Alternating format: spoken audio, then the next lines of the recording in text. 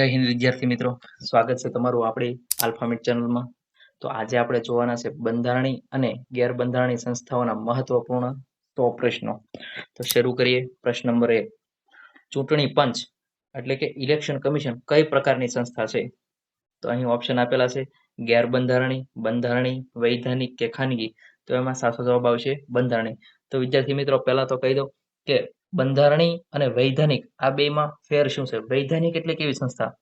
તો બંધારણી એટલે કે સંવિધાનિક, જે સંવિધાનમાં લખેલી હોય. સંવિધાન એટલે કે બંધારણ, બંધારણમાં લખેલી હોય અને સંવિધાનિક સંસ્થાઓ કહેવાય.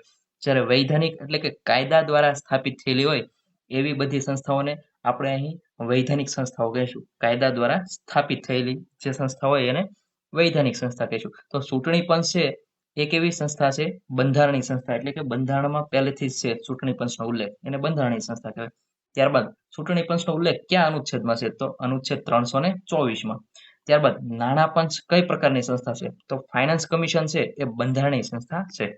ત્યારબાદ નાણાં પંચ ક્યાં અનુચ્છેદ હેઠળ છે? તો કે ભાઈ અનુચ્છેદ 280માં નાણાં પંચની જોગવાઈ છે. ત્યારબાદ સંઘ લોક સેવા આયોગ, યુનિયન પબ્લિક સર્વિસ કમિશન કઈ સંસ્થા છે? યુપીએસસી. તો યુપીએસસી અને જીપીએસસી બંને બંધારણીય સંસ્થાઓ છે. ત્યારબાદ યુપીએસસી નો ઉલ્લેખ ક્યાં અનુચ્છેદમાં છે? તો યુપીએસસી નો ઉલ્લેખ અનુચ્છેદ 315માં. આઈએમપી પ્રશ્ન છે. યુપીએસસી નો ઉલ્લેખ 315માં છે. ત્યારબાદ રાજ્ય લોક સેવા આયોગ, જીપીએસસી કઈ સંસ્થા છે?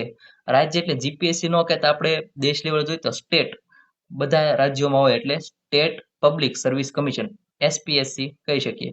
તો રાજ્ય લોક સેવા આયોગ છે બંધારણીય સંસ્થા છે. ત્યારબાદ નિયંત્રક અને મહાલેખા પરીક્ષક એટલે કે કંટ્રોલર એન્ડ ઓડિટર જનરલ કઈ સંસ્થા છે? કેગ એ કઈ સંસ્થા છે? તો બંધારણીય સંસ્થા છે. તો કેગનો ઉલ્લેખ 148માં છે. ત્યારબાદ રાષ્ટ્રીય અનુસૂચિત જાતિ આયોગ, national commission for scheduled caste ક્યાં અનુચ્છેદ હેઠળ છે? તો અનુચ્છેદ 338માં national commission for scheduled caste માટેની જોગવાઈઓ છે. ત્યારબાદ પ્રશ્ન નંબર 11. રાષ્ટ્રીય અનુસૂચિત જનજાતિ આયોગ. તો અહીં વિદ્યાર્થી મિત્રો આવશે જનજાતિ આયોગનું અનુચ્છેદ છે 338. પહેલા 338માંથી બંને હતી. નેશનલ એટલે કે રાષ્ટ્રીય અનુસૂચિત જાતિ અને જનજાતિ બેયનો એક જ આયોગ હતો. ત્યારબાદ આગળ જતા આ જે જનજાતિ આયોગ છે એને જાતિ આયોગમાંથી અલગ કરવામાં આવી, એટલે એને 338A પેટા કલમ છે. ત્યારબાદ પ્રશ્ન નંબર 12. રાષ્ટ્રીય પછાત વર્ગ આયોગ, national commission for backward class, રાષ્ટ્રીય પછાત વર્ગ આયોગ ક્યાં અનુચ્છેદ હેઠળ દરજ્જો ધરાવે? તો 338B. ત્યારબાદ પ્રશ્ન નંબર 13. નીતિ આયોગ કઈ પ્રકારની સંસ્થા છે? તો નીતિ આયોગ છે એ ગેરબંધારણીય સંસ્થા છે, એટલે કે બંધારણમાં એનો ઉલ્લેખ નથી. અને નીતિનું ફૂલ ફોર્મ થાય National Institute for Transforming India. એટલે ખાસ એકવાર નીતિ આયોગનું ફૂલ ફોર્મ પાકું કરી લેવું, National Institute for Transforming India. ત્યારબાદ નીતિ આયોગની સ્થાપના તો કે ભાઈ 2015માં થઈ. તો નીતિ આયોગની સ્થાપના 2015માં થઈ એ પહેલા નીતિ આયોગનું નામ હતું આયોજન પંચ. એટલે કે આ પ્રશ્ન 15 છે કે નીતિ આયોગે કઈ સંસ્થાનું સ્થાન લીધું? તો આયોજન પંચનું, ખાલી નામ બદલાનું છે નીતિ આયોગ. ત્યારબાદ પ્રશ્ન નંબર 16. આયોજન પંચ કઈ પ્રકારની સંસ્થા છે? તો એ ગેરબંધારણી. નીતિ આયોગ એ ગેરબંધારણી. ત્યારબાદ આયોજન પંચની સ્થાપના 1950માં થઈ, એટલે કે જવાહરલાલ નહેરુના સમયમાં. કેન્દ્રીય સતર્કતા આયોગ, સીવીસી એટલે કે સેન્ટ્રલ વિજિલન્સ કમિશન કઈ સંસ્થા છે? તો એ વૈધાનિક સંસ્થા છે, એટલે કે કાયદા દ્વારા ઘડવામાં આવેલી છે. ત્યારબાદ પ્રશ્ન નંબર 19. રાષ્ટ્રીય માનવ અધિકાર આયોગ, નેશનલ હ્યુમન રાઇટ કમિશન એ વૈધાનિક સંસ્થા છે. ત્યારબાદ પ્રશ્ન નંબર 28. લોકપાલ કઈ પ્રકારની સંસ્થા છે? તો લોકપાલ છે એ વૈધાનિક સંસ્થા છે. તો અહીં વિદ્યાર્થી મિત્રો આપણને ખબર પડે કે લોકપાલ એટલે શું? તો કે ભાઈ એક એવી સંસ્થા કે જે લોકો માટે કામ કરે છે, લોકોના પ્રશ્નો સોલ્વ કરવા માટે કામ કરે છે, જેને 2013માં દાખલ કરવામાં આવી. ત્યારબાદ ભ્રષ્ટાચાર વિરુદ્ધ. ત્યારબાદ પ્રશ્ન નંબર 21. રાષ્ટ્રીય મહિલા આયોગ, નેશનલ કમિશન ફોર વુમન્સ કઈ પ્રકારની સંસ્થા છે? તો એ વૈધાનિક સંસ્થા છે. ત્યારબાદ રાષ્ટ્રીય બાળ અધિકાર સંરક્ષણ આયોગ એ વૈધાનિક સંસ્થા છે. ત્યારબાદ કેન્દ્રીય માહિતી આયોગ તો કેન્દ્રીય માહિતી આયોગ છે એ વૈધાનિક સંસ્થા છે. Central Investigation Commission. ત્યારબાદ પ્રશ્ન નંબર 24, માહિતીનો અધિકાર અધિનિયમ આરટીઆઈ એક્ટ. આરટીઆઈ એટલે રાઇટ ટુ ઇન્ફોર્મેશન, માહિતી એટલે ઇન્ફોર્મેશન, રાઇટ ટુ ઇન્ફોર્મેશન નો એક્ટ કયા વર્ષે? તો કે ભાઈ 2005 લાગુ પડ્યો, એટલે કે અમલમાં આવ્યો. ત્યારબાદ સીવીસી ની સ્થાપના કઈ સમિતિ? તો મોસ્ટ ટાઈમ પ્રશ્ન છે. સીવીસી ની સ્થાપના કઈ સમિતિની ભલામણથી થઈ? તો સંખાનમ સમિતિની ભલામણથી સેન્ટ્રલ વિજિલન્સ કમિશનની રચના થઈ. ત્યારબાદ લોકપાલ અને લોકાયુક્ત અધિનિયમ કયા વર્ષે પસાર થયો? તો આપણે પહેલા કીધું એમ 2013 પસાર થયો. ત્યારબાદ પ્રથમ લોકપાલ તરીકે કોની નિમણૂક થઈ? તો પિનાકિન ચંદ્ર ઘોષ છે એની નિમણૂક થઈ પ્રથમ લોકપાલ તરીકે. પ્રશ્ન નંબર 28, રાષ્ટ્રીય માનવ અધિકાર આયોગ નેશનલ હ્યુમન રાઇટ કમિશન ની સ્થાપના કયા વર્ષે થઈ? તો 1993. પ્રશ્ન નંબર 29, નેશનલ હ્યુમન રાઇટ કમિશનના અધ્યક્ષ સામાન્ય રીતે કોણ હોય છે? તો એ નિવૃત્ત મુખ્ય ન્યાયાધીશ હોય છે. ત્યારબાદ પ્રશ્ન નંબર 30, યુપીએસસી ના સભ્યોની નિમણૂક કોણ કરે છે? તો રાષ્ટ્રપતિ છે એ યુપીએસસી ના સભ્યોની નિમણૂક કરે છે. ત્યારબાદ પ્રશ્ન નંબર 31, રાજ્ય લોક સેવા આયોગ જીપીએસસી ના સભ્યોની નિમણૂક કોણ કરે? તો રાજ્યપાલ. જેમ યુપીએસસી માં રાષ્ટ્રપતિ, તો જીપીએસસી ના સભ્યોની નિમણૂક રાજ્યપાલ કરે છે. ત્યારબાદ પ્રશ્ન નંબર 32, યુપીએસસી ના અધ્યક્ષ અને સભ્યોનો કાર્યકાળ કેટલો હોય? તો 6 વર્ષ અથવા તો 65 વર્ષની ઉંમર કાર્યકાળ હોય છે. ત્યારબાદ રાજ્ય લોક સેવા આયોગના અધ્યક્ષનો કાર્યકાળ તો કે ભાઈ 6 વર્ષ અથવા તો 62 વર્ષ. ત્યારબાદ નાણાં પંચની નિમણૂક કોણ કરે? તો કે ભાઈ રાષ્ટ્રપતિ છે એ નાણાં પંચની નિમણૂક કરે છે. ત્યારબાદ પ્રશ્ન નંબર 35, નાણાં પંચની રચના સામાન્ય રીતે કેટલા વર્ષે થાય છે? તો 5 વર્ષે થાય છે. ત્યારબાદ કેગ એટલે કંટ્રોલર એન્ડ ઓડિટર જનરલના અહેવાલની તપાસ કઈ સંસદીય સમિતિ કરે? તો કેગની તપાસ છે એ જાહેર હિસાબ સમિતિ કરે છે. ત્યારબાદ કેગની નિમણૂક કોણ કરે? તો રાષ્ટ્રપતિ છે એ કેગની નિમણૂક કરે છે. ત્યારબાદ ચૂંટણી કમિશનરની નિમણૂક કોણ કરે? તો રાષ્ટ્રપતિ છે એ ચૂંટણી કમિશનરની નિમણૂક કરે છે. તો રાજ્ય ચૂંટણી પંચનો ઉલ્લેખ કયા અનુચ્છેદમાં છે? તો રાજ્ય ચૂંટણી પંચનો ઉલ્લેખ 243 કે માં આપેલો છે. ત્યારબાદ પંચાયતો અને નગરપાલિકાઓની ચૂંટણી કોણ કરે છે? તો રાજ્ય ચૂંટણી પંચ છે એ પંચાયતો અને નગરપાલિકાઓની ચૂંટણી કરે છે. રાજ્ય ચૂંટણી પંચ.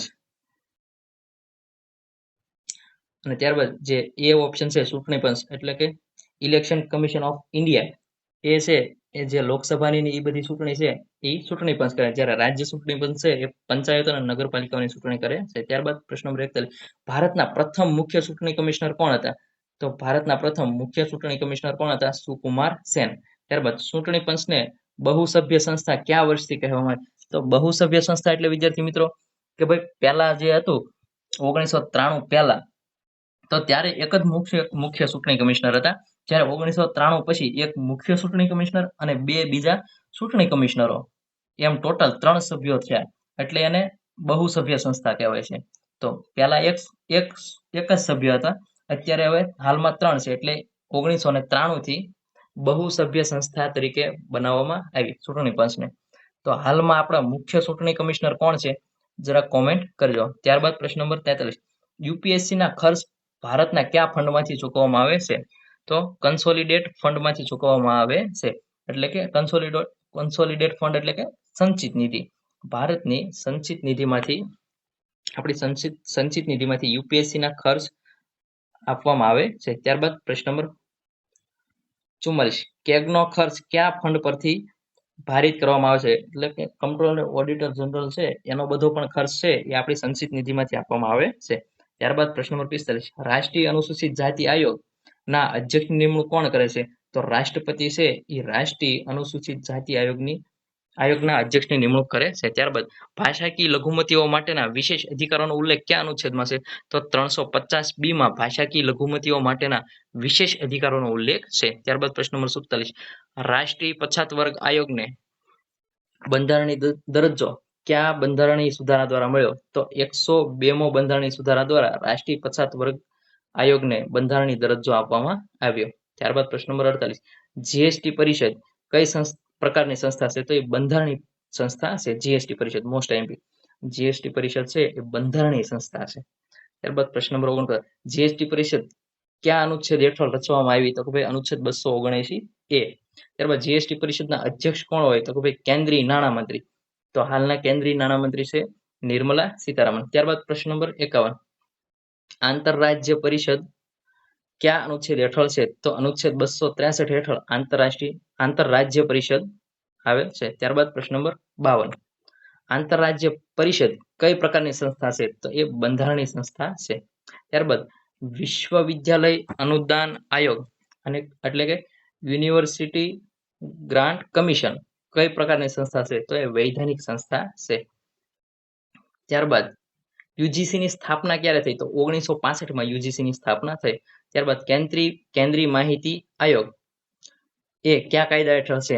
તો રાઇટ ટુ ઇન્ફોર્મેશન એક્ટ 2005 આધારિત સેન્ટ્રલ ઇન્ફોર્મેશન કમિશનની સ્થાપના થઈ. ત્યારબાદ પ્રશ્ન 56, લોકપાલના ક્ષેત્રાધિકારમાં કોણ આવે છે? તો લોકપાલના ક્ષેત્રાધિકારમાં વડાપ્રધાન, કેન્દ્રીય મંત્રી અને સરકારી અધિકારીઓ આવે છે. બે છે, એક લોકપાલ છે અને એક છે લોકપાલ અને એક છે લોકાયુક્ત. લોકપાલ છે એ કેન્દ્રમાં લાગુ પડે, જ્યારે લોકાયુક્ત છે એ રાજ્યમાં લાગુ પડે છે. ત્યારબાદ પ્રશ્ન નંબર 57, રાષ્ટ્રીય કાનૂની સેવા સત્તા મંડળ કઈ પ્રકારની સંસ્થા છે? નેશનલ રાષ્ટ્રીય એટલે NALSA. NA એટલે નેશનલ, L એટલે લીગલ, S એટલે સર્વિસીસ અને A એટલે authority. National legal services authority કઈ પ્રકારની સંસ્થા છે? તો એ વૈધાનિક સંસ્થા છે. તો NALSA નો સંબંધ કયા વિષય સાથે છે? તો મફત અને કાનૂની સહાય ઉપર છે, કે બધાને મફત અને કાનૂની સહાય મળી રહે એના માટે છે. ત્યારબાદ રાષ્ટ્રીય હરિત ટ્રિબ્યુનલ, નેશનલ ગ્રીન ટ્રિબ્યુનલ કઈ પ્રકારની સંસ્થા છે? તો કે ભાઈ વૈધાનિક સંસ્થા છે. અને NGT નો સંબંધ કયા ક્ષેત્ર સાથે છે? તો પર્યાવરણ સંરક્ષણ સાથે છે. પર્યાવરણ માટે નેશનલ ગ્રીન એટલે પર્યાવરણ હરિત. ત્યારબાદ નીતિ આયોગના પ્રથમ ઉપાધ્યક્ષ કોણ હતા? વિદ્યાર્થી મિત્રો, આપણને ખબર છે કે નીતિ આયોગ છે એના અધ્યક્ષ હંમેશા વડાપ્રધાન હોય છે. તો એના ઉપાધ્યક્ષ, સૌપ્રથમ ઉપાધ્યક્ષ કોણ હતા? તો કે ભાઈ અરવિંદ પનઘડિયા. મોસ્ટ આઈએમપી પ્રશ્ન છે. નીતિ આયોગના પ્રથમ ઉપાધ્યક્ષ છે એ અરવિંદ પનઘડિયા હતા. ત્યારબાદ નીતિ આયોગના પદેન અધ્યક્ષ કોણ હોય છે? વડાપ્રધાન. અને આયોજન પંચના પ્રથમ અધ્યક્ષ, આપણને ખબર છે કે આયોજન પંચનું નામ બદલી નીતિ આયોગ થયું. તો આયોજન પંચના અધ્યક્ષ કોણ હતું? તો કે ભાઈ 1950 જયારે આવ્યું ત્યારે જવાહરલાલ નહેરુ, કે જે વડાપ્રધાન હતા, એ એના અધ્યક્ષ હતા. ત્યારબાદ પ્રશ્ન નંબર 64, CBI કઈ પ્રકારની સંસ્થા છે? તો CBI છે એક ગેરબંધારણીય સંસ્થા છે. ત્યારબાદ CBI ની સ્થાપના ક્યારે થઈ? તો કે ભાઈ 1963. ત્યારબાદ CBI કયા મંત્રાલય હેઠળ કાર્ય કરે? તો કે કર્મચારી જાહેર ફરિયાદ અને પેન્શન વિભાગ હેઠળ કાર્ય કરે છે. ત્યારબાદ NSRC ની સ્થાપના કયા અધિનિયમ હેઠળ થઈ છે? તો હ્યુમન રાઇટ્સ એક્ટ 1993 હેઠળ NSRC ની સ્થાપના થઈ છે, નેશનલ હ્યુમન રાઇટ કમિશન. ત્યારબાદ પ્રશ્ન નંબર 68, NSRC ના પદેન સભ્યોમાં કોણ સામેલ હોય છે? કોણ હોય છે એના સભ્યોમાં? તો SC કે ST આયોગના અધ્યક્ષ હોય, મહિલા આયોગના અધ્યક્ષ હોય અને લઘુમતી આયોગના અધ્યક્ષ હોય છે. ત્યારબાદ પ્રશ્ન નંબર 69, કેન્દ્રીય સતર્કતા આયોગને વૈધાનિક દરજ્જો ક્યારે મળ્યો? તો 2003 એને વૈધાનિક દરજ્જો મળ્યો. ત્યારબાદ CVC નો મુખ્ય હેતુ શું છે? તો કે ભાઈ ભ્રષ્ટાચાર વિરોધી દેખરેખ રાખવી, ભ્રષ્ટાચાર ન થાય એની દેખરેખ રાખવાનો CVC નો મુખ્ય ઉદ્દેશ છે. લોકપાલ કેટલા સભ્યો ધરાવી શકે? તો લોકપાલ અધ્યક્ષ સહિત વધુમાં વધુ 9, જો અધ્યક્ષ અને બીજા 8 સભ્યો, ટોટલ 9. ત્યારબાદ પ્રશ્ન નંબર 72, રાજ્ય સ્તરે લોકપાલ જેવી સંસ્થાને શું કહેવાય? તો કે ભાઈ લોકાયુક્ત. કેન્દ્રમાં લોકપાલ હોય, જ્યારે રાજ્યમાં કોણ હોય? લોકાયુક્ત. જીએસટી પરિષદના નિર્ણય માટે સામાન્ય રીતે કેટલા બહુમતી જરૂર પડે છે? તો ટોટલ 4 હોય તો એમાંથી 3 ની બહુમતીની જરૂર પડે છે. 4 સભ્યો મત આપતા હોય તો એમાંથી ટોટલ 3 તો આપવા જોઈએ, ત્યારે જીએસટી પરિષદનો નિર્ણય લેવાય છે. અને જીએસટી પરિષદમાં રાજ્યોનું મત કેટલું હોય? તો 2/3, 2/3 મતોનું વજન કેટલું છે? તો જીએસટી પરિષદમાં રાજ્યોના મતોનું વજન છે એ 2/3 છે, જ્યારે જીએસટી પરિષદમાં કેન્દ્રના મતોનું વજન કેટલું છે? 1/3 છે. રાજ્યો 2/3, ટૂંકમાં ટોટલ 3 ભાગ હોય તો એમાં 2 ભાગનું મત કોણ હોય? રાજ્યનું, જ્યારે 1 ભાગનું મત કોણ હોય છે? કેન્દ્રનો. ટોટલ ભાગ કેટલા છે? 3. ત્યારબાદ પ્રશ્ન નંબર 73, ભાષાકીય લઘુમતીઓના વિશેષ અધિકારીનો અહેવાલ કોને મોકલવામાં આવે છે? તો આ અહેવાલ છે એ રાષ્ટ્રપતિને મોકલવામાં આવે છે. યુપીએસસી નો અહેવાલ કોને સોંપવામાં આવે તો એ પણ રાષ્ટ્રપતિને. ત્યારબાદ રાજ્ય લોક સેવા આયોગ એટલે કે જીપીએસસી કે સ્ટેટ પબ્લિક સર્વિસ કમિશન નો અહેવાલ કોને, જેમ યુપીએસસી રાષ્ટ્રપતિને સોંપવામાં આવે તો જીપીએસસી નો અહેવાલ કોને, રાજ્યપાલને સોંપવામાં આવે. ત્યારબાદ નાણાં પંચની ભલામણો કોને સોંપવામાં આવે તો નાણાં પંચ છે એ રાષ્ટ્રપતિને સોંપવામાં આવે છે એની ભલામણો. ત્યારબાદ પ્રશ્ન નંબર 80, ભારતના સહકારી મંડળોને બંધારણીય દરજ્જો કયા બંધારણીય સુધારા દ્વારા મળ્યો તો 97મો બંધારણીય સુધારા દ્વારા જે પણ સહકારી મંડળીઓ ભારતમાં હતી એને બંધારણીય દરજ્જો આપવામાં આવ્યો. ત્યારબાદ પ્રશ્ન નંબર 81, રાષ્ટ્રીય અનુસૂચિત જનજાતિ આયોગ કયા વર્ષે અલગ આયોગ તરીકે રચાયો તો 2004માં અલગ બની ગયો, બરોબર છે. ત્યારબાદ અનુચ્છેદ 340 નો સંબંધ શેની સાથે છે તો પછાત વર્ગ આયોગ સાથે છે. અનુચ્છેદ 340 પછાત વર્ગ. ત્યારબાદ પ્રથમ પછાત વર્ગ આયોગના અધ્યક્ષ કોણ હતા તો કે ભાઈ કાકા સાહેબ કાલેલકર. ત્યારબાદ પ્રશ્ન નંબર 84, મંડળ આયોગના અધ્યક્ષ કોણ હતા તો મંડળ આયોગના અધ્યક્ષ હતા બીપી મંડળ. તો મંડળ આયોગ શું છે વિદ્યાર્થી મિત્રો, તો મંડળ આયોગ છે ને એ 1979માં રચાયેલો આયોગ હતો કે જેમાં બિંદેશ્વરી પ્રસાદ મંડળ એના કોણ હતા અધ્યક્ષ, બિંદેશ્વરી પ્રસાદ મંડળ એટલે કે બીપી મંડળ એના અધ્યક્ષ હતા. તો એનું કાર્ય શું હતું તો કે ભાઈ એનો મુખ્ય હેતુ એવો હતો કે સામાજિક અને શૈક્ષણિક રીતે પછાત વર્ગ હોય એટલે કે ઓબીસી હોય એની ઓળખ કરવી કે કોણ છે એ ઓબીસી નો દરજ્જો ધરાવશે, કે આ ઓબીસી માં કોણ આવશે અને એનો વિકાસ કઈ રીતે કરવો એની ભલામણ આપવી કે ભાઈ ઓબીસી ને છે એ આવી રીતે કે ભાઈ કેન્દ્ર સરકારની નોકરી હોય તો ઓબીસી ને કેટલા ટકા 27% અનામત આપવું, એવી બધી ભલામણો એને કરેલી હતી મંડળ આયોગે.